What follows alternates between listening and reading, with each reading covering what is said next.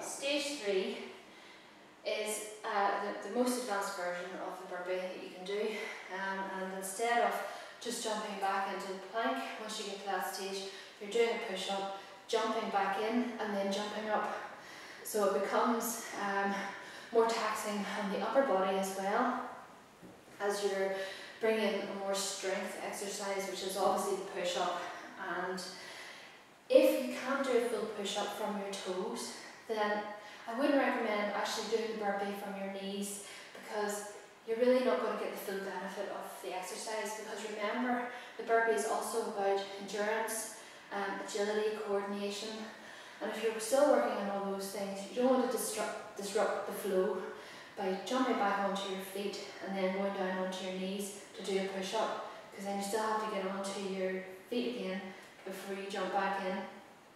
So separately from doing the stage 2 burpee, then I would still practice on building up the strength for the push-ups from your toes. If, say, you can only do 2 full burpees with the push-up involved, then do those 2 and then downgrade to the stage 2, so you can still get the other benefits from the exercise. So I'll show you, obviously you know from before what the full burpee looks like. So you jump in. But there's just a few pointers just to make first of all. So whenever you jump down, hands on the ground flat, jump back, keeping everything stable, keeping the core tight, push down and up, and then jump back in and jump up. It's important just for the flow of the exercise to get the most out of it in terms of getting your full range of movement in, that you almost break down the full burpee within your head as you're doing the exercise. So what I mean is, make sure that you've finished each part of it before moving on. What sometimes happens is that you haven't finished, say, the push-up before you're jumping in.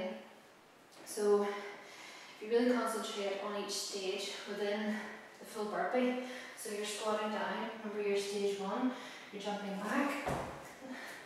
Now you want to do the full push-up, making sure that your arms are straight again, then you're jumping in, and then jumping up, down, back, push up, in, and jump. Right, so I said before, if you're at stage 2 and you're having problems with the jumping part of the burpee, then you can completely leave the jump out and just progress to adding in the push-up. So what that would look like then would be you're squatting down, jumping back, doing your push-up, in, and just stand up.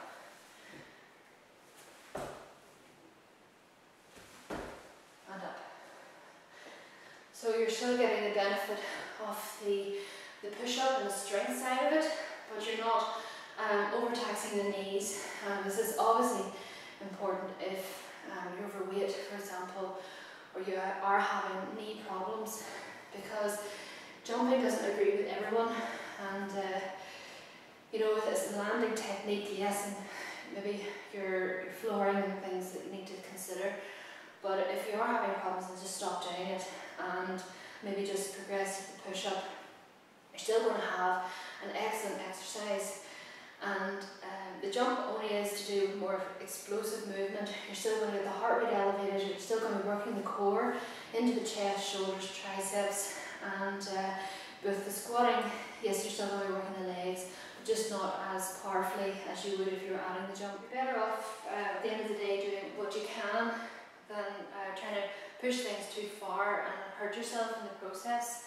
So you can downgrade then, as I said before, if you can only manage a few of, say, stage 3 or even stage 2, and then downgrade to a lower level until you have the endurance to be able to complete, say, the full time interval, like I said, with the full burpees. So there you go, there's the burpee tutorial. It is an excellent exercise, as I said, and you don't need any equipment for it, which is even better. The only downside to it is, unfortunately, it doesn't really work your back. So for those of you who know me, you'll know that I'm obsessed with getting pulling exercises in to most workouts, as I think that the back and the posterior Jane are unfortunately missed out a lot on in sort of general workouts. People are maybe not aware of that. So the burpee has its place, but again, with everything, there is a balance there that you need to strike.